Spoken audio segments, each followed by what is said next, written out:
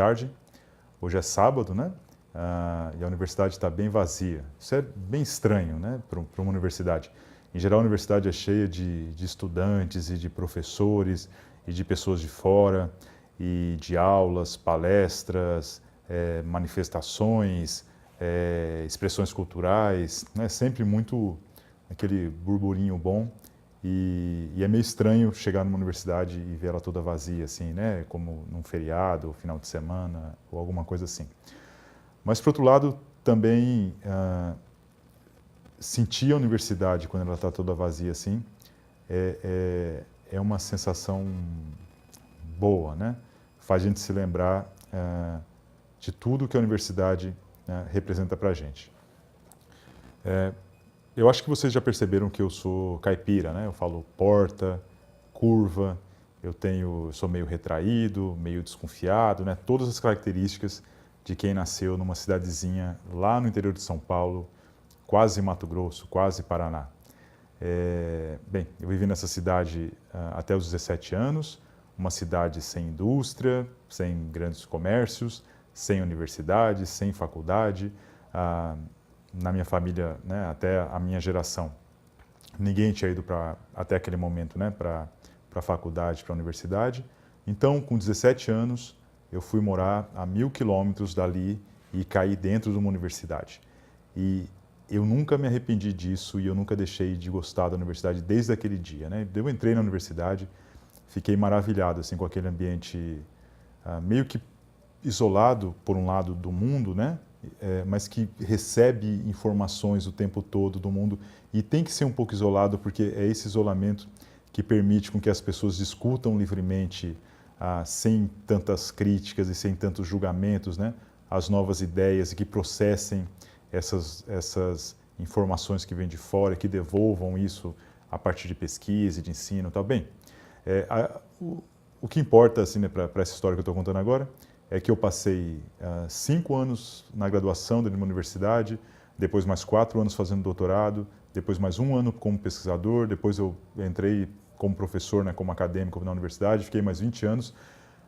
Em resumo, os últimos 30 anos eu passei dentro de uma universidade, né? Vivi 17 anos numa cidadezinha pequena e depois 30 anos dentro de uma universidade. Minha vida é isso daqui, né? Assim, eu não consigo me definir direito sem pensar na vida acadêmica e sem pensar na universidade, né? Mas como eu comentei com vocês, né? Eu venho de uma primeira geração de universitários, tanto como estudante e também, consequentemente, uma primeira geração de como professor universitário, né, na minha família. E isso cria algumas dificuldades, né? Assim, eu não tinha muitas referências de como era a vida acadêmica. Então, um pouco do que eu aprendi foi a partir dos meus professores, né? Os meus melhores professores que me davam exemplos e conselhos. Eu sempre que eu podia, eu conversava com eles e ficava observando como eles agiam, quais eram os seus valores, né? E uma outra vertente, eu aprendi como era a vida acadêmica a partir dos livros e dos filmes, né? Então, assim, foi assim que eu aprendi como que um professor deve agir, né? A partir do exemplo dos meus melhores professores e a partir dos livros. Eu queria falar sobre os livros hoje. Como eu comentei com vocês em outro vídeo, eu tenho uma biblioteca relativamente grande, né, para os dias atuais, e tenho muitos livros de moto, de bicicleta, cerca de 500, mas dentro dessa minha biblioteca grande existe uma mini biblioteca de livros acadêmicos, né? São um pouco mais de 100 livros, e esses livros são separados mais ou menos eu tenho uns 50 de ficção acadêmica, né, que é um subgênero literário que é chamado de campus novel, né? Novel não é bem novela, é como se fosse o que a gente chama de romance, aqui de ficção, né? E campus, né? Então romance de campus, né? O campus novel. Eu tenho mais uns 30 livros sobre história e filosofia, política, administração universitária, livros mais acadêmicos. Uns 10 livros sobre livros, né? Livros sobre livros ou sobre bibliotecas, que tem tudo a ver com a vida acadêmica. E mais uns 30 sobre biografias, né? Eu tenho livros das pessoas que eu mais admiro, né? O Maxwell, Boltzmann, Newton, Einstein, Faraday, bem, e todos esses daí. Daí eu queria falar um pouco sobre alguns desses livros hoje para vocês, né? Daí, bem, o primeiro que eu trouxe, um que tem a ver com moto, e eu já publiquei sobre vários deles no blog, no Equilíbrio em Duas Rodas. Depois eu coloco o link aí nos comentários, na descrição, né, do vídeo, para vocês irem atrás desse texto. Bem, o primeiro é esse do David Lodge, que é The British Museum is Falling Down, né, o Museu Britânico está caindo, e vocês podem ver que tem uma motinho ali, né, o carinha andando de Vespa, não sei se está focando direito. Esse livro aqui, eu não lembro se é o primeiro ou o segundo livro do David Lodge. Esse David Lodge é um professor inglês que escreve, né, sobre um monte de coisas, mas principalmente sobre a vida acadêmica, de forma meio satírica, mas sabe aquela comédia que fala verdades, né? E esse livro aqui conta a vida a história toda, conta a vida de um dia de um rapaz que está fazendo doutorado, né? Ele passa por um monte de problemas, porque problemas com ele passa o dia, né, na biblioteca do Museu Britânico, por isso o título, né, do livro, e ele passa ali e tem que conviver com problemas de encontrar o livro que vai permitir para ele uma grande projeção, né, um livro que nunca ninguém estudou, que vai na biblioteca perdido lá, que vai permitir que ele tenha uma grande projeção acadêmica e, consequentemente, um emprego. Ele também está preocupado, né, que como ele é católico, né, que se passa nos anos 60, ele não pode praticar o controle natal, e daí ele está preocupado que a mulher dele vai ter mais um filho, eles não têm como sustentar mais uma criança, e também ele tem que ficar indo atrás do orientador dele, de outros professores que o ajudam, né? E ele anda com um scooter o tempo todo, e esse scooter não funciona direito, e a scooter é usada meio que para representar esses percalços que ele tem que passar no dia a dia, né, na vida de um doutorando que quer seguir a carreira acadêmica, mas tudo é tão incerto e tão difícil, e ele não é tão valorizado, e ele não sabe o que vai acontecer dali a pouco, e recebe pouco. Bem, um livro bem divertido, né, e verdadeiro, como eu falei para vocês. Uma outra linha mais acadêmica, de análise acadêmica da universidade, eu peguei um aqui que eu gosto, mas tem vários também, que é esse How Colleges Work, como os colégios funcionam. Só que college, em inglês, não é o nosso colégio, né? College sei lá, faculdade, né? Então, isso aqui ele está falando mais de como que as instituições de ensino superior funcionam, né? Não está falando sobre colégio. E é muito legal esse livro aqui, né? Para explicar, tentar caracterizar o funcionamento das universidades, ele propõe 4 universidades fictícias, né, de tamanhos diferentes, características diferentes, para mostrar alguns casos limite. E depois ele compõe uma universidade real com esses 4 para tentar explicar. Então, uma das faculdades, faculdades que ele escolhe é uma pequena e mais tradicional, que ele chama de colegiada, onde todas as decisões são tomadas pelo colegiado de professores, que discutem tudo, tentam chegar em consenso, né? Então ele explica muito bem como isso é importante, né? Esse colegiado. Muitas vezes quem está de fora acha que essas reuniões são intermináveis, não levam a nada, mas na realidade quando cada tema está sendo discutido, não é exatamente aquele tema que está sendo discutido, são os valores da universidade, são os procedimentos que vão ser tomados dali em diante, né? É muito mais do que pode ser visto num primeiro olhar, né? Numa primeira vista. Depois ele pega uma outra universidade, caso extremo, né? Que é do outro lado, que é toda administrativa, né? Assim, com a administração cuidando muito da universidade, toda preocupada com relatórios sendo entregue no dia tal, se as aulas foram dadas ou se não foram dadas, com papéis e com tudo, sem preocupação com a verdadeira missão da universidade, que é a qualidade de ensino, a inovação, o pensamento, a criação de novos pensamentos, organização, análise crítica, né? Como se um administrador de empresa tivesse tomado o poder de uma universidade e tivesse da cabeça dele imaginado que o objetivo, sei lá, pode ser quantificado a partir de um número, né? Depois eu vou comentar um pouco mais sobre isso. Uma outra universidade que ele cria é uma universidade onde tudo é resolvido por política, mas política no mau sentido, né? Por politicagem, tudo assim, um tentando esconder a informação do outro, tentando esconder ou se aproveitar de recursos, né? Dizer que o seu trabalho é mais importante, e sempre tudo tem que ser resolvido desse jeito. E finalmente uma que ele chama de anárquica, né? Onde cada grupo de pesquisadores consegue mais ou menos viver de forma autônoma e consegue conviver numa grande diversidade, numa grande complexidade. Então ele coloca esses 4 tipos, né, mostra vantagens de cada uma delas, né, os conflitos que ocorrem quando um determinado líder tenta impor uma cultura diferente. Então, quando vem alguém que pega, sei lá, ninguém mais quer o cargo de chefia, essa pessoa vai lá e pega a chefia do departamento e acha que aquilo ali é uma empresa que vai conseguir resolver tudo e passa por cima dos valores daquela universidade, não está nem aí para a qualidade de pesquisa, de ensino, né? Bem, é coisas que acontecem. Então, esse tipo de conflito que às vezes aparece numa universidade. Outra coisa legal desse livro é que ele compara as universidades com as empresas, né? Ou melhor, ele mostra como as universidades não podem ser comparadas com empresas, né? Como elas não podem ser administradas como empresa, por várias razões.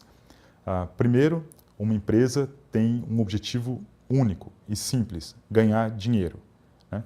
A universidade não tem um objetivo único, né? A universidade ela tem o objetivo de gerar novos conhecimentos a partir da pesquisa, de aplicar esses conhecimentos a partir da extensão, de influenciar a condução da universidade a partir de exemplos dos professores, a partir da cidadania dos professores e, claro, o ensino também. E mesmo dentro do ensino existem vários objetivos, né?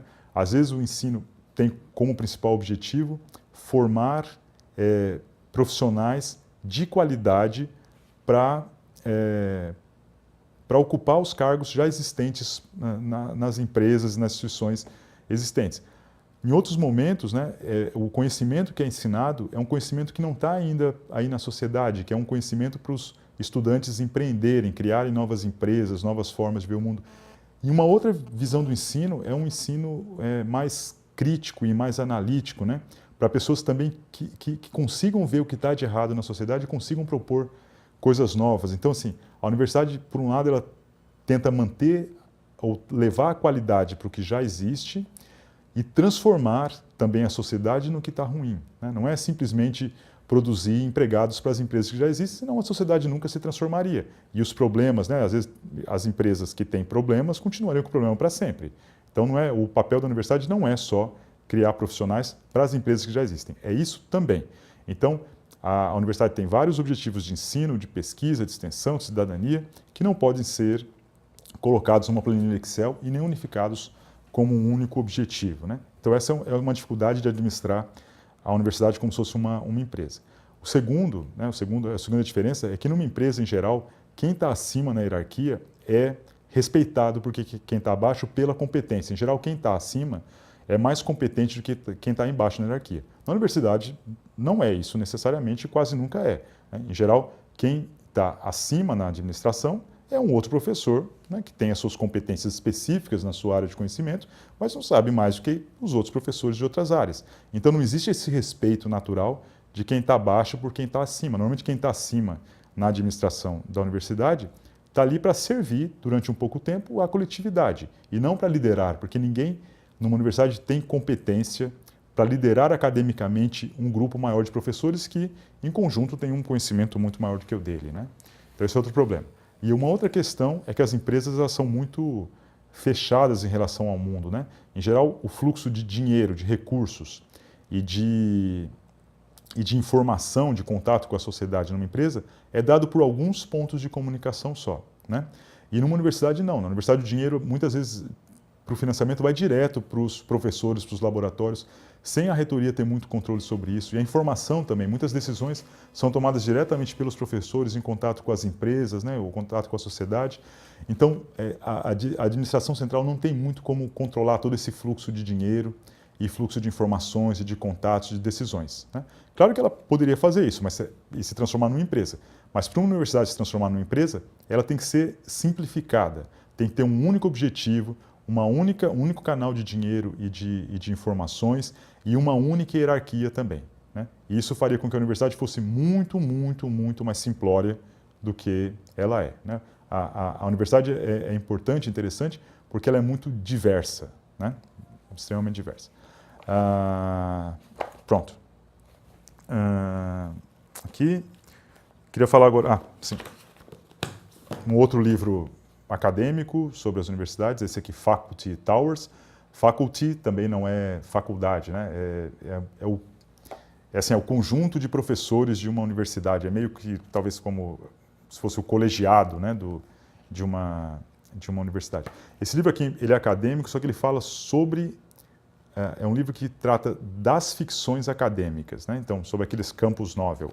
Então, essa professora, Elaine Showalter, ela apresenta um monte de livros, né, assim, desde os anos 50 até o início desse nosso século, de ficção, né, universitária, acadêmica, e mostra como eles evoluíram ao longo do tempo, representando bem o que acontecia com a universidade.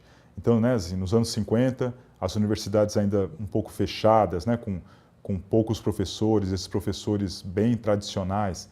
Depois, nos anos 60, um crescimento muito grande das universidades, né, e esse crescimento significa o crescimento tanto dos estudantes quanto dos professores.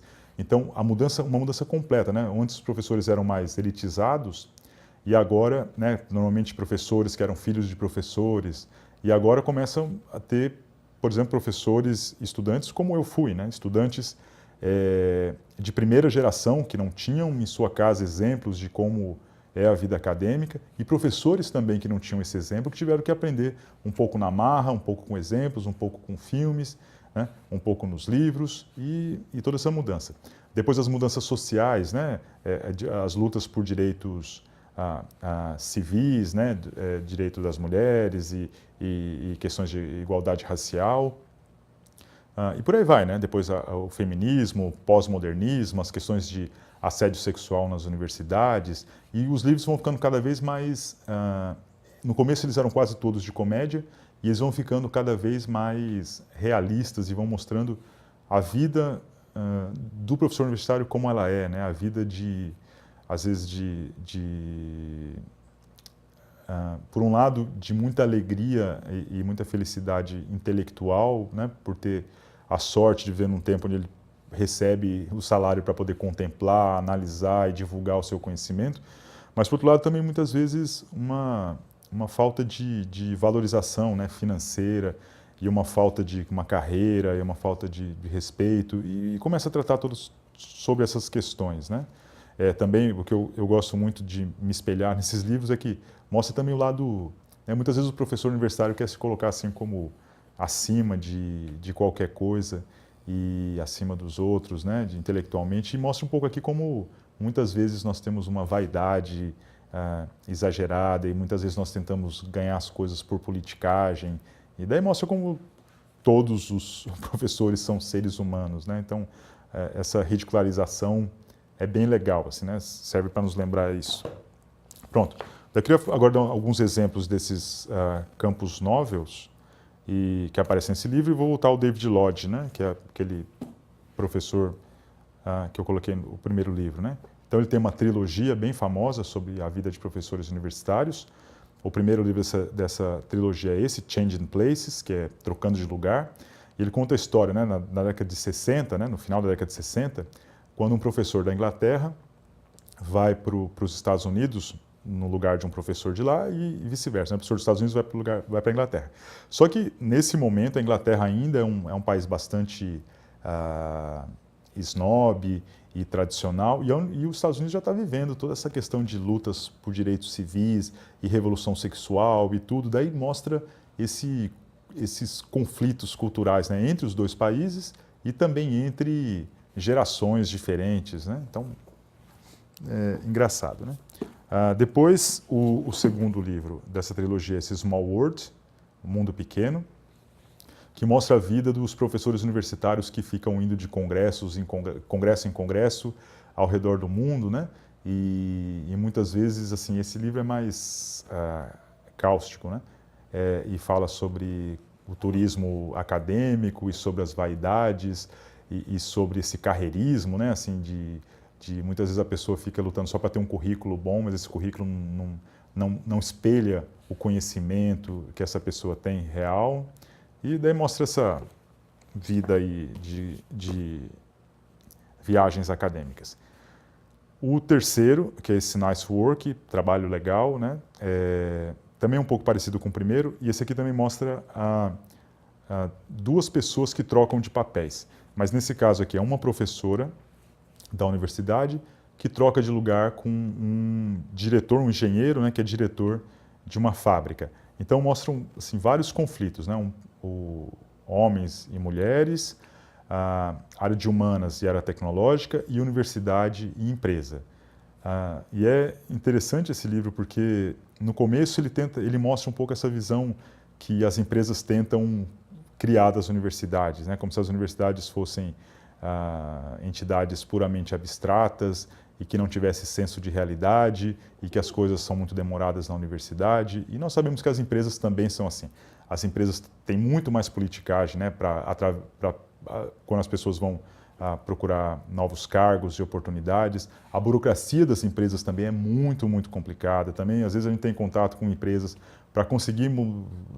Às vezes, eles precisam de uma assinatura, demora um tempão. É a mesma coisa que a universidade. As instituições, a burocracia tem as suas disfunções em qualquer grande instituição, né? Não é só na universidade. E acaba assim, acho que no final, esse livro acaba tentando, assim, primeiro mostrar essa visão meio que clássica, né? De que empresas seriam mais úteis para a sociedade, mais eficientes do que não são. Depois mostra um pouco a realidade, talvez até um pouquinho exagerada, né? Satirizando as empresas, mas no final existe uma certa convergência, né, de mostrar que os dois lados têm coisas boas e ruins e que devem aprender um com o outro, bem, e por aí vai. Sobre as biografias, eu resolvi escolher um livro, assim, ou uma pessoa, né, que não é professora universitária, não é do meio acadêmico, não é um pesquisador, mas é um grande pensador e, para mim, é um exemplo de mente acadêmica, né? Então, por isso que eu trouxe esse daqui, que é o Thomas Edward Lawrence, né? O famoso Lawrence da Arábia, que tem filme e tal. E esse é um livro famoso que ele escreveu, que são 7 pilares da sabedoria, né? Esse T.A. Lawrence, o Lawrence da Arábia, ele era um militar inglês que foi para a Arábia durante a Primeira Guerra Mundial, tentar só meio que servir como intérprete, que ele falava árabe, para tentar convencer as aldeias árabes, que a Arábia não era unificada, a ajudar a Inglaterra a combater os turcos, né? Só que nessa daí ele começa a aprender toda a cultura dos árabes e convence os árabes a se unificarem contra todo mundo e a lutarem pelos seus direitos, né? Não necessariamente pelo Império nem turco, nem inglês. Né? E eu acho assim, esse livro é muito interessante porque ele conta, assim, de uma sensibilidade, uma inteligência assim, sem tamanho, né? Porque ele conta tanto as conversas políticas, diplomáticas que ele tem com os líderes ingleses e árabes, as estratégias de batalha, mas também conta sobre a cultura árabe, o relevo, e também é de um senso poético muito grande, né? Ele parar de noite no deserto e ficar olhando para as estrelas. Então, assim, essa perseguição pelo conhecimento, por contemplar, por compreender, eu acho que unifica muito essa mente acadêmica, né? Então, ele é um exemplo, acho que, de comprometimento com a filosofia, com o conhecimento, com a prática, com a transformação, né? E também com a ética de fazer o que ele acha certo. Para mim, são princípios do acadêmico, né? A ética, conhecimento. Bem, uma pessoa invejável, né?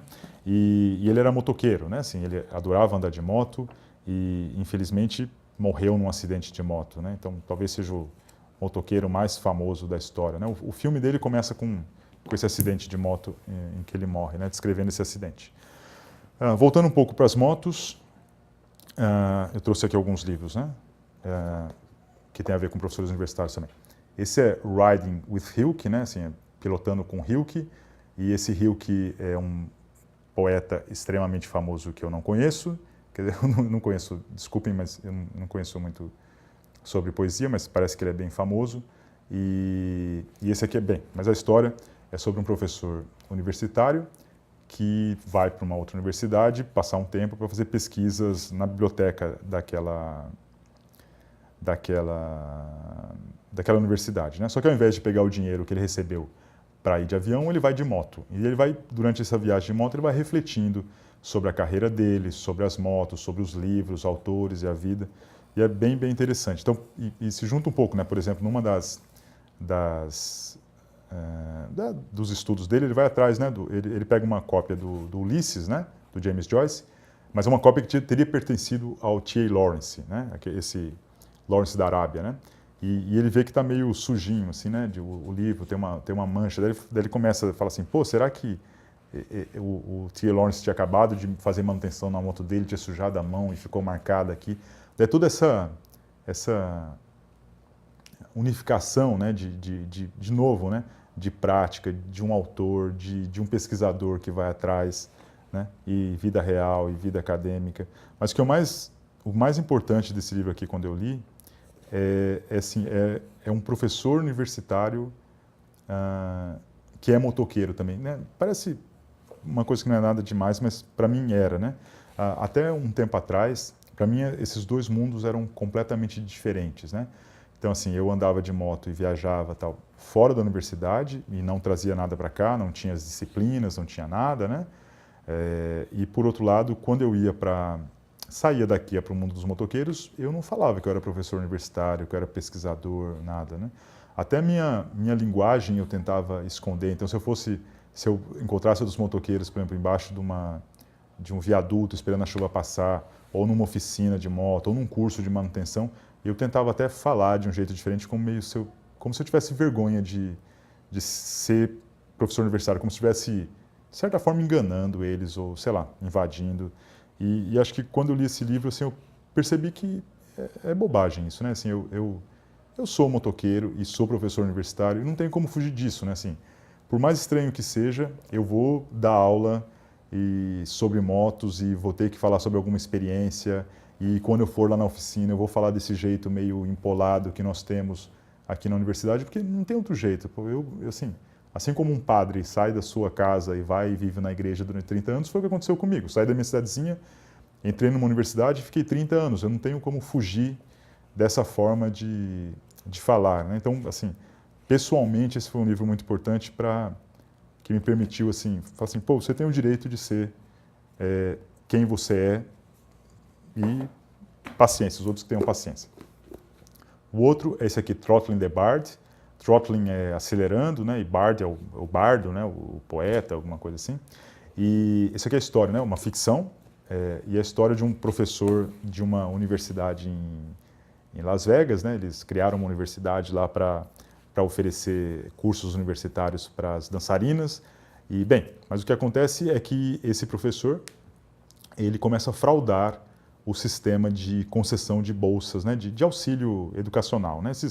Esses financiamentos que os bancos fazem para a pessoa estudar e depois a pessoa tem que pagar. Mas ele frauda sim, porque ele sabe que aquelas pessoas precisam, só que aquelas pessoas não entram no perfil de financiamento dos bancos, né? Então ele precisa mentir para que as pessoas consigam o dinheiro. E só que o banco descobre e vai atrás dele. E daí ele tem que ir responder esse processo, daí ele pega a moto dele, convida um amigo e eles saem pelas estradas e vão gerando confusões e brigando e sendo perseguidos e tiros e festivais de rock com drogas e tudo isso misturado, né, com referências literárias. E ele mesmo, né, ao mesmo tempo que ele é um cara que sabe consertar a moto e que pode brigar com alguém, quando ele vai no banheiro lá se esconder de uma briga num restaurante lá de beira de estrada, ele não consegue resistir a corrigir a gramática do que alguém escreveu na parede lá do banheiro, né? Esse livro é considerado a mistura, né, do Easy Rider, On the Road, Pulp Fiction e Don Quixote, assim, só para vocês terem uma ideia. É bem divertido, assim, parece um filme de aventura da sessão da tarde, mas é legal sempre que é um livro, para mim, que eu não sei em que biblioteca que ele fica, né? Se ele fica na biblioteca dos motoqueiros ou se ele fica na minha mini biblioteca dos professores universitários, né? Ele fica nas duas, tempos em uma e tempos na outra, né? Assim como eu tento viver nos dois mundos, né? No mundo dos motoqueiros e no mundo dos professores. Só para terminar, o último livro aqui meio que não é muito sobre a vida acadêmica, mas deixa eu tentar explicar. Que é esse aqui do Pierre Hadot, o que é a filosofia antiga, né? E daí ele tenta explicar como que era o pensamento e a vida dos filósofos antes, né, antes de Sócrates, Platão, Aristóteles e companhia, quer dizer, antes da profissionalização da filosofia, antes da formalização da filosofia, né? Como isso era antes. Então, o que ele conta é que antes a filosofia era tudo, né? Assim, a filosofia não era só essa questão de lógica ou de palavras ou de raciocínio, né? A filosofia envolvia isso, né? A tentativa de compreender as relações lógicas entre as coisas, mas também a filosofia era uma busca pela ética, né? Uma tentativa de ajudar na prática os outros. Também era uma busca psicológica, né? Hoje que a gente chama de psicologia, né?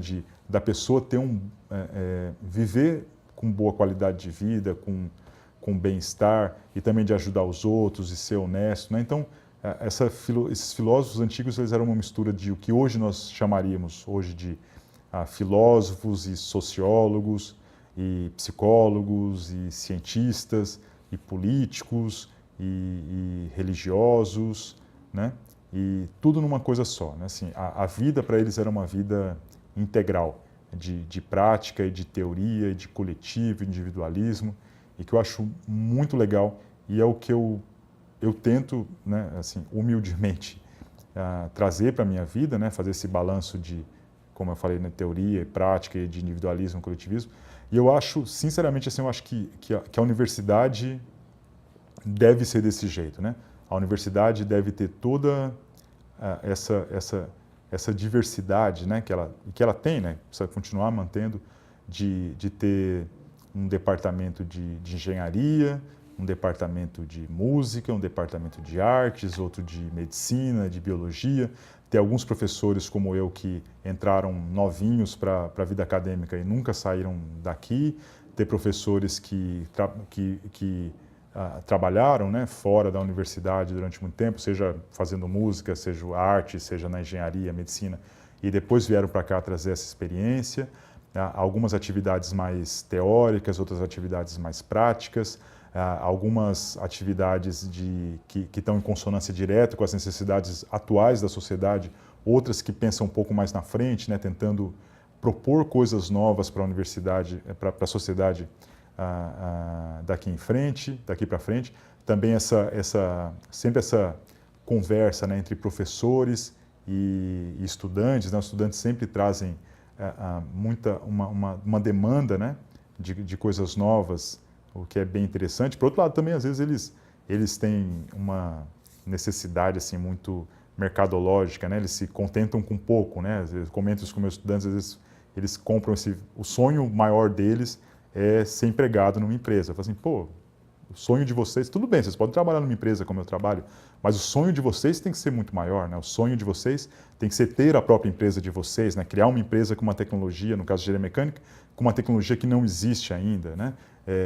Mais limpa, mais competitiva, mais eficiente, mais segura, né?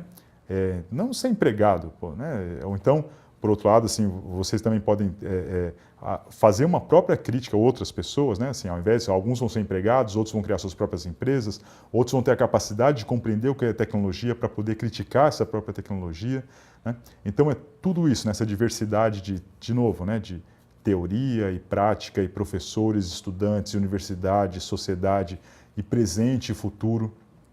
Isso que a universidade representa, né? Assim, o nome, né? Assim, universidade, assim, tem a ver, né, com o universo, né, com tudo, né, com o bem-estar das pessoas daqui, das pessoas de fora, tudo isso, né. Bem, eu só quis falar então sobre alguns livros que eu tenho aqui na minha biblioteca acadêmica, né, como eles de certa forma me ajudam a compreender um pouco o que acontece aqui e a guiar um pouco o que eu devo fazer. E eu espero ter conseguido passar um pouco assim, a grande importância que as universidades têm para a minha vida, né? E espero também que tenha sido uma pequena homenagem, né, às universidades e uma valorização das universidades para quem, às vezes, pode ter alguma dúvida de que elas são realmente muito importantes para mim, para você e para a sociedade como um todo. Tá? Obrigado, é isso.